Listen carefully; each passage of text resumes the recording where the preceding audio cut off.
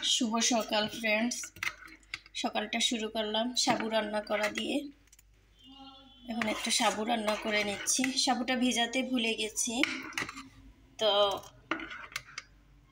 সেজন্য এখন একটা বলক উঠেছে, তো এখন অফ করে দিব, সিদ্ধ হয়ে যাবে।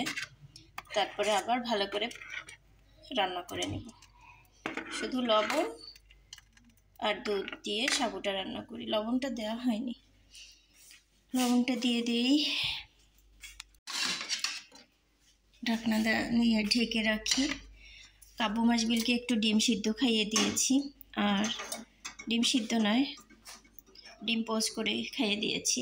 আর আমার জন্য এখন আমি একটু চা বসাবো।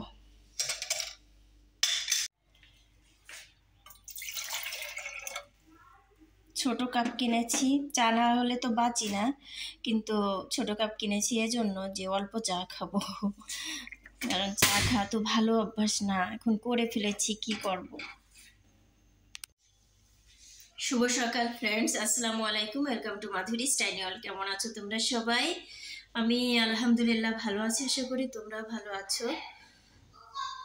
চুলগুলা সরে না, এভাবেই থাকে। তো ফ্রেন্ডস, সকালবেলায় তো কাজকাম শুরু করে দিয়েছি। চা একটা খারাপ অভ্যাস জানি, কিন্তু তবুও জানো তো এটা ছাড়তে পারছি না। এখন একটু একটু করে ছাড়ার চেষ্টা করছি। আগে তো সকাল সন্ধ্যা বিকেল কোনো টাইম নাই, মন পড়লেই মনে করো চা খেতে হবে, এই।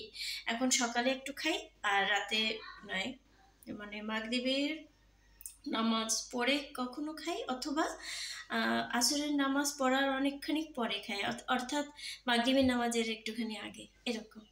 তো যাই হোক, এখন অভ্যাসগুলো আস্তে আস্তে চেঞ্জ করব ভেবেছি। সকল অভ্যাসগুলোই চেঞ্জ করতে হবে। শুধু কি সংসারের কাজ করলে হবে? শুধু পারফেক্ট সব ধরনের কাজ করলে চলবে না, নিজেদের জন্য কিছু কাজ করতে হবে, আখিরাতের জন্য কাজ করতে হবে। যেমন দেখো, 5 ওয়াক্ত নামাজ কিন্তু আমাদের ফরজ, এটা অবশ্যই করতে হবে, আর যাই করো না কেন। তো আসলে চেষ্টা করি যে যতই যাই হোক না কেন, মানে নামাজটা পড়ার চেষ্টা করি ইনশাল্লাহ। কখনো কখনো বাদ পড়ে যায়, যেমন আজকে জানো তো ফজরের নামাজ পড়িনি কেন। আমি অ্যালার্ম দিয়েছি, কিন্তু অ্যালার্ম কি বাজলো না কিছুই জানি না, আমি উঠতে পারিনি আজ। আর অন্য সময়ও দেখা গিয়েছে যে অ্যালার্ম না বাজলেও আমি উঠে যাই। তো মাঝে মাঝে এরকম শয়তানের ধোকায় পড়ে যায় মানুষ, সেটা আল্লাহ তাআলা ক্ষমা করে দেবেন। আমাদের ইসলাম অতি সহজ, অতি সহজ। শুধু নিয়ত করতে হবে আর আল্লাহর দিকে ধ্যান রাখতে হবে যে আমি এই ভালো কাজগুলো করব, তোমার নিয়ত গুণে বরকত হয়ে যাবে। কিন্তু মন ফ্রেশ রাখতে হবে, সব কিছুর ঊর্ধ্বে মন। তো যাই হোক, আমরা সংসার ধর্ম তো করছি, এটাও বড় ধর্ম। তার পাশে আমরা আমাদের আখিরাতের জন্য কিছু করব, নামাজ কালাম সঠিকভাবে আদায় করব। সামনে রোজা আসছে, আমরা 30টা রোজা রাখার চেষ্টা করবো ইনশাল্লাহ। আমি জানো তো, আমার বড় মেয়ে যখন ফার্স্ট কনসিভ করলো, তখন ছিল হচ্ছে শবে বরাতের সময় আমি ফার্স্ট জানতে পারলাম, মানে আমি অসুস্থ হয়ে পড়লাম তখন। তো ওই শবে বরাতে যে শুরু হলো আমার অসুস্থতা, আমি রোজা রাখতে পারিনি। শবে বরাতের 15 দিন পরে তো রোজা শুরু হয়, কিন্তু আর শবে বরাত থেকেই শুরু হয়েছে আমার বমিটিং। কোনোভাবেই বমি কন্ট্রোল করতে পারছিলাম না, এমনকি আমার 9 মাস পর্যন্ত বমি করতে হয়েছে। আমি মনে করো ভাত খেলেও বমি, না খেলেও বমি, আমি শুইলেও বমি হয়, দাঁড়িয়ে থাকলেও বমি হয়, ঘুমালেও বমি হয়, মানে আমার হাজবেন্ডকে দেখলো আমার বমি আসতো। এই হচ্ছে আমার কাহিনী ছিল। ভীষণ কষ্ট করেছি, অসম্ভব পরিমাণ কষ্ট। আমি এতটা দুর্বল হয়ে গিয়েছিলাম যে তাকিয়ে কাউকে দেখতে পারতাম না, শুধু চোখ বন্ধ করেই থাকতাম, কথা তো বলতেই পারতাম না, উঠে বসতে পারতাম না। আমার বোন সুরভি, ও আমাকে, মানে ও অনেক ছোট, আমরা ভাই বোন সবাই কিন্তু পরপর ছোট ছোটই। তো আমারও ছোটবেলা বিয়ে হয়েছে, এখন আমার কাছে আমার বোনকে নিয়ে আসছি আমার অসুস্থতায়। আর আমার ছোট ছোট ভাই বোন, মা তাদেরকে রেখে আমার কাছে আসতে পারছে না, কি বিপদ। এদিকে তো আমার হাজবেন্ডও জানে না যে বাচ্চা কনসিভ হইলে ওয়াইফকে কিভাবে রাখতে হয়, তো সেদিক থেকেও ভীষণ অসুবিধায়। তবুও শহর ছেড়ে আমি যাচ্ছি না আমার হাজবেন্ডকে ছেড়ে, কারণ দীর্ঘ 6 বছর পরে ওকে পেয়েছি। বিদেশ ছিল, এসছে, আসার পরপরই কনসেপ্ট হয়েছে আমার নভেরা। তো হাজব্যান্ডকে রেখে কিভাবে গ্রামে মায়ের কাছে থাকবো, মায়ের থেকে বেশি মায়া লাগতো হাজব্যান্ডের জন্য। তো এজন্য যাইনি, যে কষ্ট হয় হোক। পাশের ফ্ল্যাটে কারোর ভাত রান্না করলে সেই ভাতের মাড়ের গন্ধ এলে আমি পুরো অস্থির হয়ে যেতাম।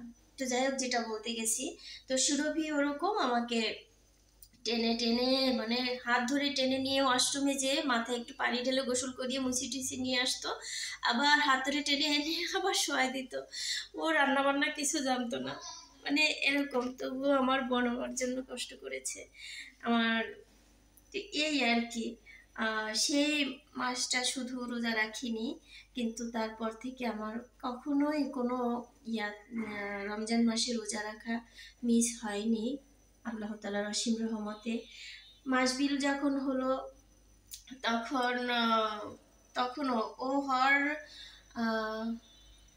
আগেই, হ্যাঁ ও হওয়ার আগে নাকি, ও ও পেটে থাকতেই, হ্যাঁ হ্যাঁ, মাসবিল পেটে থাকতেই আমার রোজা আসলো। পরে ওকে বেডে নিয়ে রোজা থাকলাম। এরপরে কাব্য যখন হয়েছে, কাব্যর বেলাটায় কাব্য হয়েছে তার কতদিন পরে, 3 মাস পরে মনে হয় রোজা শুরু হয়েছে। তো তখনও রোজা থেকেছি। সবাই বলেছে বাবুর কষ্ট হবে, তারপরে ও তো ব্রেস্ট ফিডিং করতো, যে দুধ পাবে না। তো আমি বলছি যে থাক, সব কিছুর মালিক তো আল্লাহ, তাই না? রুজির মালিক, সব কিছুর মালিক। তা আল্লাহকে বলতাম, আল্লাহ আমাকে এতটুকু কষ্ট দেননি, জানো।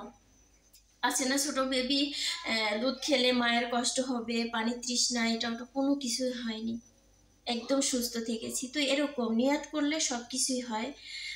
তো তোমরা সবাই এখন থেকেই নিয়াত করো, আমরা সবাই এখন থেকে নিয়াত করব যে আমরা 30টা রোজা রাখবো আর 5 ওয়াক্ত নামাজ পড়বো। দেখো অনেক বেশি কথা বলে ফেললাম, মাঝে মাঝে না অনেক কথা তোমাদেরকে বলতে ইচ্ছে করে, আবার বলি না কি ভাবো, কি মনে কষ্ট পাও কি না, এই জন্য। তবে এটা না, এটা তো আমাদের ইসলামিক দৃষ্টিতে ফরজ কিছু জিনিস, তাই না? সেটা করতেই হয়, সেটা তো করতেই হবে, এই আর কি।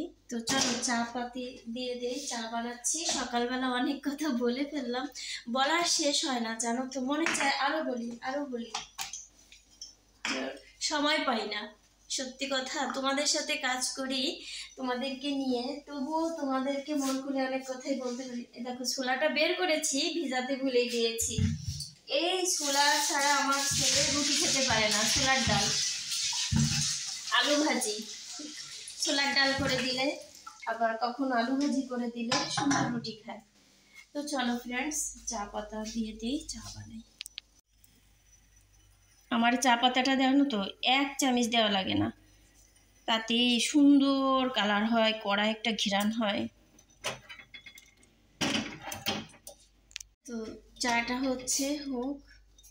আর কাব্য মাসবিল যখন ছোট ছিল প্রচুর ডাইপ্যান্ট পরাতাম, প্রচুর, মানে যেন আমাকে ভিজিয়ে না দেয়, আমি যেন নামাজ না বাদ দিই, ফজরের নামাজ, জোহরের নামাজ, এগুলো যেন বাদ না পড়ে। তবুও দেখা গিয়েছে যে কখনো কখনো ভাত পড়েও গিয়েছে, যেমন হঠাৎ ডাইপ্যান্ট নেই, তো বারবার শিশি করছে। অথবা এমনও হয়েছে যে আমার ছেলেকে খাওয়াচ্ছি, আমার মেয়েকে খাওয়াচ্ছি, তো খাওয়ানোর ভিতরে বমি করে দিয়েছে, আর সারা শরীর ভিজিয়ে ফেলেছে, নষ্ট করে দিয়েছে।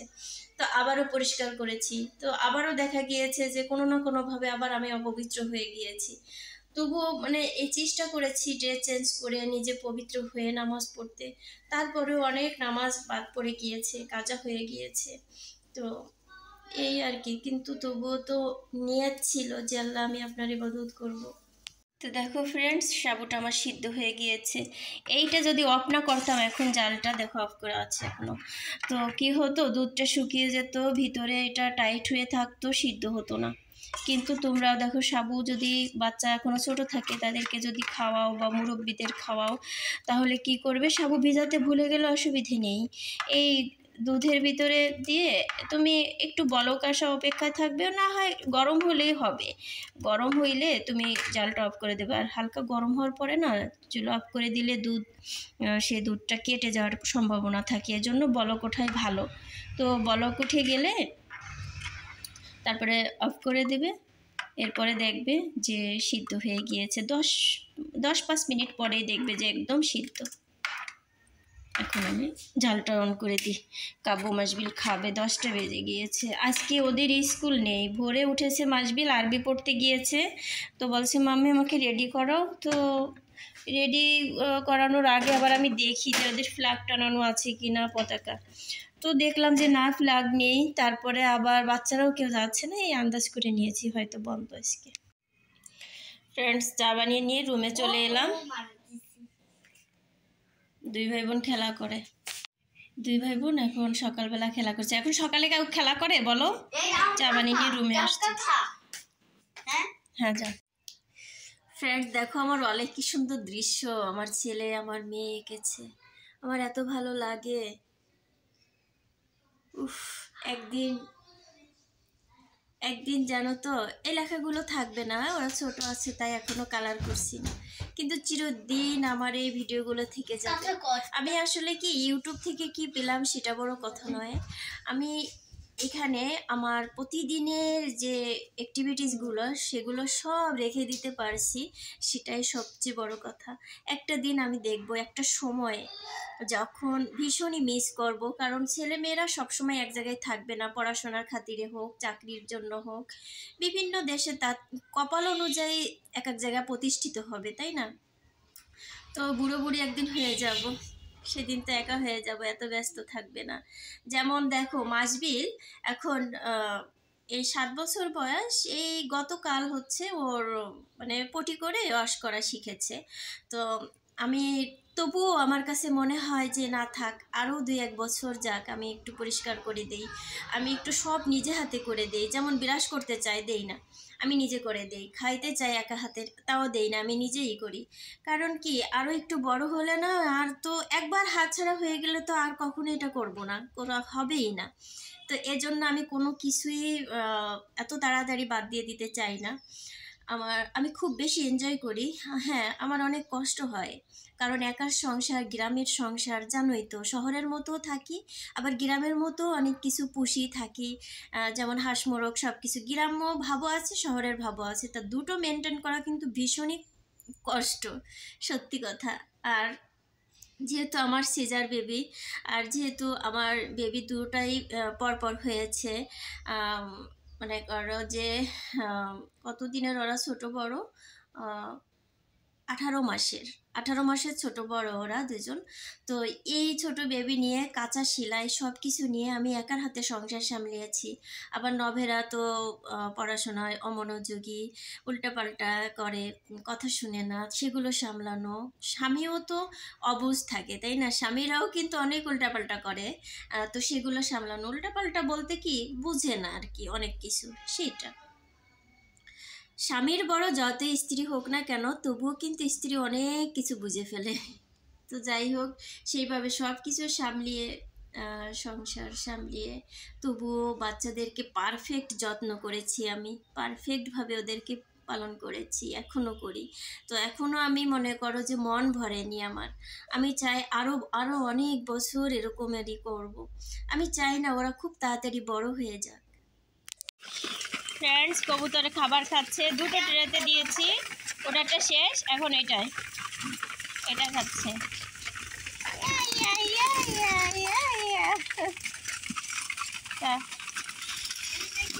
আপু তুমি কেন লাঠি নিয়েছো? ফেলে দাও, লাঠি ফেলো আপু। কবুতরকে খাবার দেওয়া হলো, চলো আমরা এখন নিচে যাই, তোমাদেরকে খাওয়াবো। হ্যাঁ, তোমরা এখানে থাকো, আমি তোমাদের সাবু নিয়ে আসি, ঠিক আছে? হ্যাঁ মাম্মা। আচ্ছা,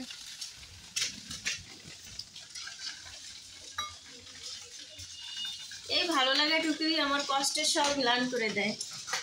এত ভালো লাগে ওদেরকে খাবার দিতে, ওদের বিশেষ করে ওদের খাবার, পানিটাও যখন দিই না, সুন্দর করে খায়। খাবার যখন দিই,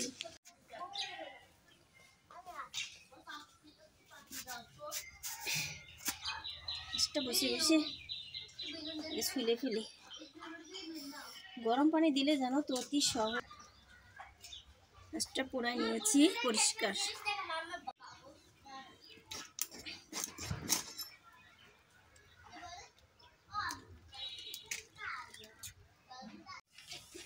ফ্রেন্ডস, আমার ভাত হয়ে গেছে, ডালটাও হয়েছে।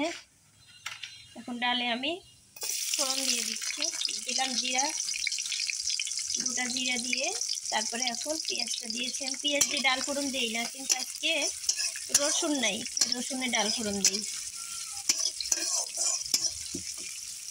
পেঁয়াজ দিয়ে ডাল ফোড়ন দিলে আমার কাছে খেতে ভালো লাগে না। ফ্রেন্ডস, খাওয়া দাওয়া তো করেই নিয়েছি, কাব্য মাসবিল ঘুমায়, আসলে নামাজ পড়ে নিয়েছি। আর এখন আমি একটু বসে এডিটিংয়ের কাজ করব। তো এডিটিংয়ের কাজ করলে আসলে বসে একটু চা না খেলে হয় না, মাথা ব্যথা করে, ঘুম আসে। চলো চা বানাই। চা, এই কুকিং পটটা চা ভালো ফুটে, পারফেক্ট হয়। ফ্রেন্ডস, এই মিষ্টিগুলো খাওয়া হয় না, এর জন্য ভাবলাম যে দুধটা গাঢ় করে এর ভিতরে দিই, তাহলে হয়তো খাওয়া হবে। আমার ভাসুর আসছিল সেদিন, তো এই মিষ্টিগুলো নিয়ে এসেছিল, ঘরেই পড়ে আছে, তো ভাবলাম এভাবেই খাওয়া হোক।